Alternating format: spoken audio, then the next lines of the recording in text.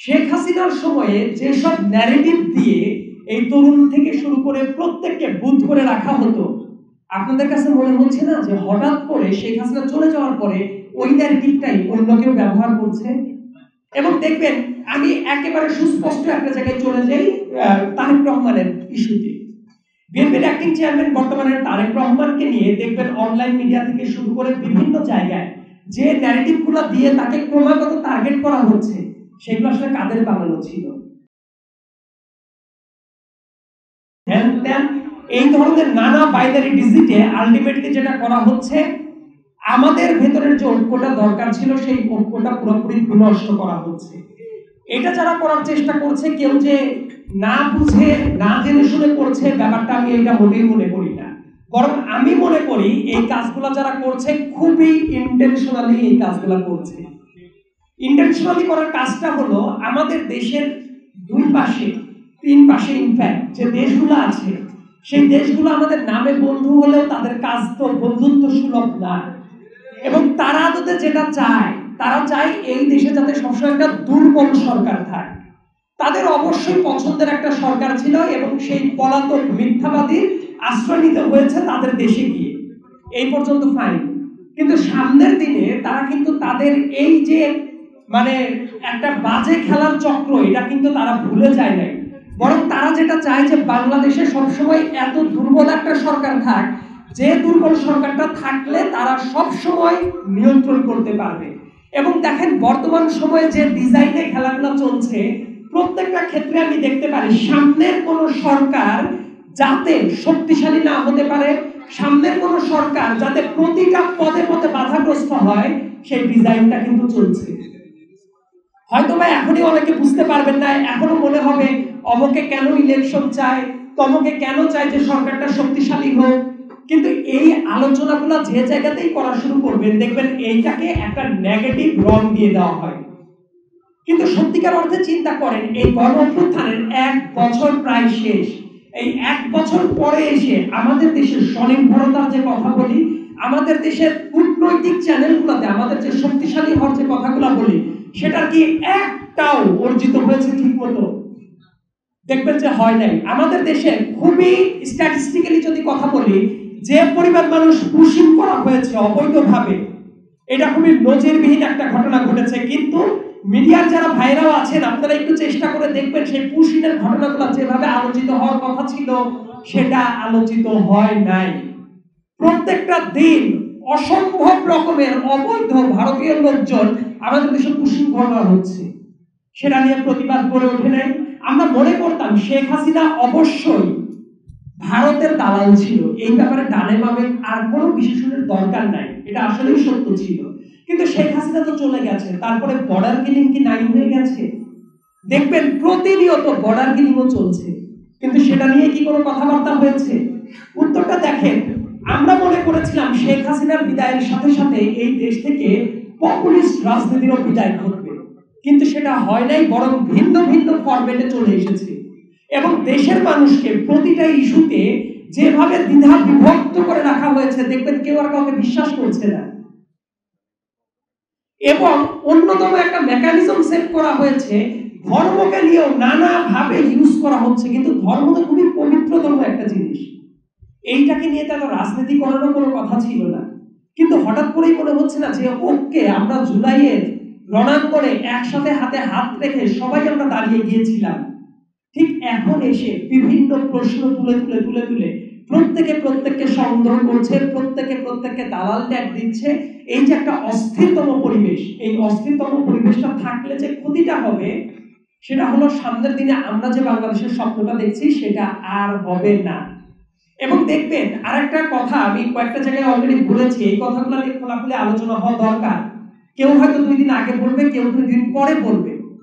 শেখ হাসিনার সময়ে যেসব ন্যারেটিভ দিয়ে এই তরুণ থেকে শুরু করে প্রত্যেককে বুদ্ধ করে রাখা হতো, আপনাদের কাছে মনে হচ্ছে না যে হঠাৎ করে শেখ হাসিনা চলে যাওয়ার পরে ওই ন্যারেটিভটাই অন্য কেউ ব্যবহার করছে?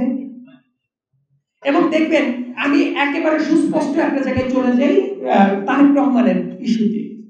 বিএনপির অ্যাক্টিং চেয়ারম্যান বর্তমানে তারেক রহমানকে নিয়ে দেখবেন অনলাইন মিডিয়া থেকে শুরু করে বিভিন্ন জায়গায় যে ন্যারেটিভগুলো দিয়ে তাকে ক্রমাগত টার্গেট করা হচ্ছে, সেগুলো আসলে কাদের বানানো ছিল?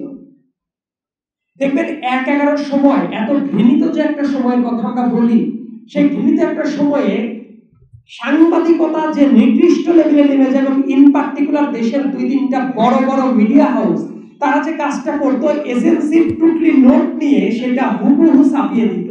সেই প্রতিবেদনগুলো দেখবেন এখনো আছে দেশের ২টা বড় বড় মিডিয়া হাউসে। এবং ইন্টারেস্টিংলি শেখ হাসিনা ওইগুলা দিয়ে মানুষকে বোঝানোর চেষ্টা করতো যে শেখ হাসিনার কোনো বিকল্প নাই। এবং দেখেন সাম্প্রতিক টাইমে অনলাইনে আবার ওই কন্টেন্টগুলো আপনারা দেখবেন, ওই পেপার পত্রিকার ওই কাটিং, ওই কপিগুলো আপনাদের সামনে নিয়ে এসে আবার ওই ন্যারেটিভটাই এস্টাবলিশ করার চেষ্টা করা হচ্ছে। কিন্তু যে কথাটা আপনারা বলতে পারেন, বাংলাদেশের বর্তমানে ধরেন যে ইংলিশ মিডিয়া হাউসের একটা খুবই প্রসিদ্ধ একটা হাউস, তাদের যে এডিটর আছেন, আমি একদম নাম ধরেই বলে দিচ্ছি, মাহফুজ আলম সাহেব, উনি একটা ইন্টারভিউতে পাবলিকলি বলেছেন ১-১১ সরকারের সময়ে ওই যে এজেন্সির টুকলি নোট দিয়ে উনি যেভাবে বিনা যাচাই বাছাই ওইটা ছাপিয়ে দিতেন, এটা ওনার এডিটোরিয়াল জীবনের সবচেয়ে বড় ভুল একটা ব্যাপার ছিল। কিন্তু সেই ন্যারেটিভগুলোকে আপনাদের সামনে কখনো এসেছে? দেখবেন খুবই অল্প কয়েকজন মানুষ জানেন যে এইটার জন্য ওই এডিটর দুঃখ প্রকাশ করেছে, এবং ওনার এডিটোরিয়াল জীবনের ওইটা যে সবচেয়ে বড় একটা ভুল ছিল সেটা উনি পাবলিকলি স্বীকার করেছেন। কিন্তু দেখেন ওই অপপ্রচারের জায়গাগুলো যেভাবে চলতো, এই যে তার বিপরীতে আরেকটা যে বক্তব্য ছিল, সেই বক্তব্যটা অনেকের ভেতরেই নাই।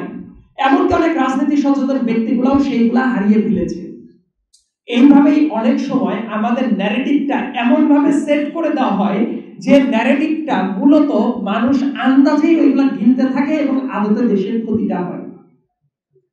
দেখেন যেভাবে তাকে ভিলিফাই করা হয়েছিল, ওইটার যে কাউন্টার ন্যারেটিভ তারাই ভুল স্বীকার করেছে, সেই পয়েন্টগুলো তো তাহলে ওই পরিমাণ শক্তিশালী হওয়ার কথা ছিল, সেটা আদতে হয় নাই। গণঅভ্যুত্থানের ১ বছর পরেও দেখবেন শাপলা বনাম শাহবাগের এই যে বাইনারি ডিজিট, সেটা এখন চলছে। এই জায়গাগুলোর একটা জায়গায় শেষ হয়ে যাওয়ার কথা ছিল, যে জায়গায় একটা কথাই ধ্বনিত প্রতিধ্বনিত হওয়ার কথা ছিল যে সবার আগে থাকবে বাংলাদেশ, বাংলাদেশের স্বার্থের পরে তারপর অন্যান্য আলোচনাগুলো চলে আসবে। কিন্তু দেখেন মনে হচ্ছে এটা একটা অন্তহীন যাত্রা, এবং এই অন্তহীন যাত্রাটা তৈরি করে রাখাই হয়েছে বিভিন্ন মানুষকে সুবিধা দেওয়ার জন্য। অনেকেই বলতে পারে যে শেখ হাসিনা আবার ফিরিয়ে আনা হবে, হ্যান হবে, ত্যান হবে। আমি এটা বিশ্বাস করি না যে শেখ হাসিনা তার জীবদ্দশায় বাংলাদেশে এসে আবার রাজনীতি করতে পারবে, এটা আমি বিশ্বাস করি না।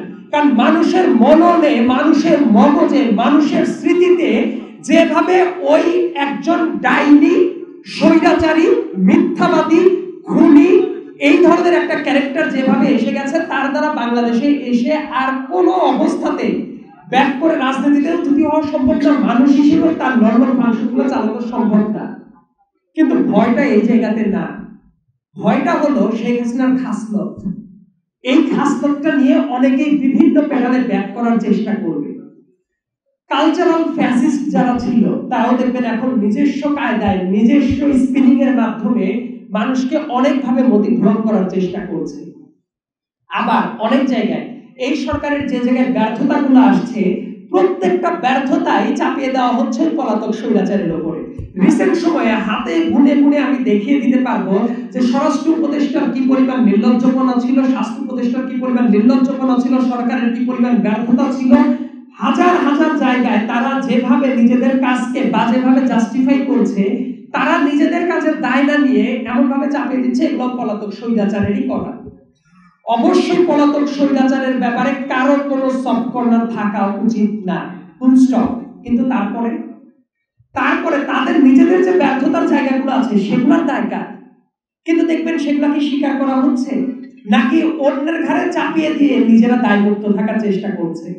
আমি সবসময় একটা কথা বলি যে মানুষটাকে যে চেয়ারে বসানো হয়েছে যে পারপাসে, তার কাছে আমরা ওই পারপাসটা আগে দেখতে চাই। লেটস সে বাংলাদেশের ক্রিকেটাররা যারা আছে, খেলার মাঠে জঘন্যতম পারফরমেন্স করলো, কিন্তু বাইরে এসে বললো আমি খুব ভালো মানুষ, আপনারা কি হাততালি দিবেন নাকি বলবেন যে বেটা তুমি ক্রিকেট খেলতে গিয়ে তোমার কাজটা পারো না, তুমি ভালো মানুষ কি খারাপ মানুষ সেটা হলো পরের কথা। দেখবেন আমরা কিন্তু একজন ক্রিকেটারের কাছে এটা এক্সপেক্ট করি না যে সে কত ভালো মানুষ, তার কাছে সবার আগে যেটা আমরা চাই সে মাঠে গিয়ে ভালো খেলবে। ঠিক একইভাবে এই সরকারের বেশ কয়েকজন উপদেষ্টা আছেন, ব্যক্তিগতভাবে তারা ভালো মানুষ, সৎ সজ্জন, এতে কোনো আমার সন্দেহ নাই, কিন্তু তারা তাদের নিজেদের যে কাজটা করার, নিজেদের কাজের বেলায় একেবারে ডাব্বা মার্কা। কিন্তু দেখবেন সেটা নিয়ে কথাবার্তা হয় না। ধরেন স্বরাষ্ট্র উপদেষ্টা গিয়ে একজনের সাথে খাইলো, একজনের সাথে হাসি মুখে কথা বললো, উনি খুবই সিম্পল লাইফ লিড করেন, আমরা খুবই আশাবাদী হব। কিন্তু একই সাথে এখনো যখন দেশে এক্সট্রা জুডিশিয়াল কিলিং চলছে, এখনো যখন বিচার হচ্ছে না, এখনো যখন নানা জায়গায় সংকটটা হচ্ছে, যখন আমরা দেখবো স্বরাষ্ট্র উপদেষ্টা সেই ব্যাপারটা পারফেক্টলি ডিল করতে পারছে না, তখন কি আমরা এটা দেখতে চাইবো যে স্বরাষ্ট্র উপদেষ্টা ভালো মানুষ নাকি উনি যোগ্য মানুষ? এই জন্য আমি বললাম যে আমাদের ন্যারেটিভটা এমন ভাবে সেট করা হচ্ছে যে আপনার যার যার সেক্টরে আপনি কতটা ইফেক্টিভ রোল প্লে করছেন সেটা দেখা হচ্ছে না, দেখা হচ্ছে আপনি ভালো মানুষ কিনা। স্বরাষ্ট্র উপদেষ্টা ব্যক্তিগত জীবনে কতটা ভালো মানুষ, নিরাপত্তা উপদেষ্টা ব্যক্তিগত জীবনে কতটা ভালো মানুষ, এটার চেয়েও জরুরি তাদেরকে যে কাজে বসানো হয়েছে তারা সেই কাজটা করতে পারছে কিনা। এই দুই দিন আগে একটা এক্সট্রা জুডিশিয়াল কিলিং হয়েছে, এটা তো সত্য, কিন্তু দেখেন সেটা নিয়ে অনেক বেশি প্রতিবাদটা নাই, কারণ আমাদের প্রতিবাদের জায়গাটা বাইনারি সেটআপে নিয়ে আসা হয়েছে। এই জন্য আমি মনে করি সামনের দিনে এই জায়গাগুলো এমন ভাবে ড্র করা হচ্ছে যাতে করে বাংলাদেশে একটা স্টেবল ডেমোক্রেসি না আসে, এবং একটা স্টেবল সরকার যদি না আসে, প্রতিটা পদে পদে তারা যে কাজই করতে যাবে বাধাগ্রস্ত হবে, এবং এতে করে আলটিমেটলি ফায়দা তুলবে আমাদের দেশের বাইরে যারা আমাদেরকে অনেকগুলো বছর ধরে ডমিনেট করে গেছে, আলটিমেটলি এটা তারাই করবে। কিন্তু দেখবেন তাদের চক্রে পড়ে আজকে সশস্ত্র বাহিনীর সাথে মানুষের পারসেপশনের একটা দূরত্ব হয়ে যাচ্ছে, রাজনৈতিক দলগুলোর সাথে মানুষের একটা দূরত্ব হয়ে যাচ্ছে, এবং কারণে অকারণে ট্যাগ দেওয়ার যে কালচার, এটা তো বাংলাদেশে ব্যাক চলে এসেছে, যেটা হাসিনা তৈরি করতো। যাদেরকে গুম করা হয়েছিল তাদেরকে আবার নিয়ে এসে ভিলিফাই করা হচ্ছে, অ্যাজ ইফ তারা বেড়াতে গেছে, তারা হঠাৎ করে চলে এসেছে। শেখ হাসিনাও বলতো বস্তায় করে নাকি খালেদা জিয়া তাদেরকে পার করে দিয়েছে, এবং এই জন্যই শেখ হাসিনার কোনো বিকল্প নাই, এই জন্য শেখ হাসিনাকে অনির্দিষ্ট কাল ক্ষমতায় রাখা দরকার। দেখেন ওই ন্যারেটিভগুলোই আবার বিভিন্ন ভাবে ব্যাক চলে আসছে। আবার মানুষের পরিচয়টা কি দিয়ে? আমার কাছে মনে হয় একজন মানুষ বাংলাদেশের নাগরিক, এই জন্যই প্রত্যেকটা সুযোগ সুবিধা তার পাওয়া উচিত। যে শব্দ নিয়ে গণ অভ্যুত্থান হয়েছিল, গণ অভ্যুত্থানের চেতনা অনেকেই বিক্রি করছে, কিন্তু প্রত্যেকের জনজীবনে সেটার ইম্প্যাক্ট কি খুব বেশি দূরে এসেছে? এখনো সরকারি অফিসগুলোতে যান, দেখবেন যে তারা আপনাদেরকে প্রজাই মনে করে, তারা মনে করে না যে আপনারা এই দেশের মালিক। এখনো দেখবেন কয়েকজন মানুষ আছে স্বার্থের বশে, তারা কোথাও ছিল না, হঠাৎ করে এসে তারাই সব ন্যারেটিভ ড্র করছে। এমনকি দেশের নিরাপত্তা সেক্টরটা যে সবচেয়ে গুরুত্বপূর্ণ ব্যাপার, সেটাই সবচেয়ে বেশি কম্প্রোমাইজ করা হয়েছে প্রত্যেকটা জায়গায়। শুধু আমার কথা বলার দরকার নাই, দেশের আইন শৃঙ্খলার যে পরিস্থিতি, আমাদের চিফ অ্যাডভাইজারের যে অফিসিয়াল পেজটা আছে, গিয়ে দেখবেন লাস্টের 5 মাসের বিবেচনায় যে অপরাধের চরিত্রটা দেখানো হচ্ছে অন্যান্য বছরের 1 বছরের সাথে তুলনা করে, এটা যে আসলেই খারাপ, ডাকাতির পরিমাণ যে বাড়ছে, লিঞ্চিং এর পরিমাণ যে বাড়ছে, খুনেরও যে অনুপাত 6 মাসের তুলনায় বেড়ে গেছে, এই ব্যাপারগুলো নিয়ে কথা বললেই অনেকে এসে আপনাদেরকে বিভিন্নভাবে ট্যাগ দিবে। এটার জন্য তো বাংলাদেশ হওয়ার কথা ছিল না। এই জন্য সামনের দিনে যারাই দেখবেন অনেক কিছু নিয়ে অযথা তাত্ত্বিক ক্যাচালের ভেতরে জড়িয়ে যাচ্ছে, তাদের একটা ব্যাপার হইল তারা কখনোই চায় না যে এই দেশ যা অবস্থায় গেছে ঠিক আছে, সেটা তো চলেই গেছে, সামনে আমাদের একটা স্টেবল ডেমোক্রেসি দরকার, একটা স্টেবল সরকার দরকার, একটা স্টেবল ইকোনমি দরকার। কিন্তু দেখবেন এই আলোচনাগুলো না হয়ে বিভিন্ন ভাবে মানুষকে বাজেভাবে ডিস্ট্রাক্ট করা হচ্ছে। সেই জায়গাগুলো শেষ হয়ে দেশের মানুষের ঐক্যবোধটা আবার জেগে উঠুক, আমরা একটা ভালো ডেমোক্রেসির দিকে আগাই। এই বলে আমি আমার বক্তব্য শেষ করছি। ধন্যবাদ। আসসালামু আলাইকুম।